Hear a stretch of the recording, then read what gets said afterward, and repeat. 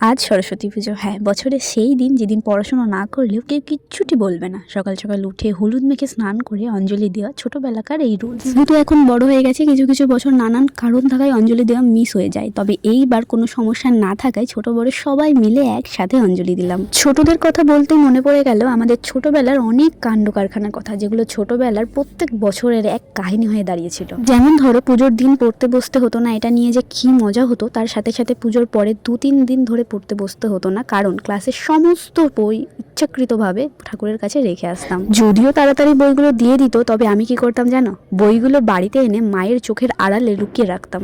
আর যখনই স্যার বাড়িতে পড়াতে আসতো, তখন বলতাম বইগুলো এখনো পাইনি। প্রত্যেক বছর এক কাহিনী করতে করতে সবাই আমার প্ল্যান বুঝে গেছিল। এর জন্য যে কত মারও খেয়েছি ভাবনার বাইরে। ছোটবেলায় সবার কিছু না কিছু মজাদার স্মৃতি আছে, যা মনে পড়লে মনের মধ্যে একটা মুচকি হাসি আসবে। তোমাদের যদি এমন কিছু মজার স্মৃতি থেকে থাকে, তাহলে অবশ্যই জানিয়ে যেও।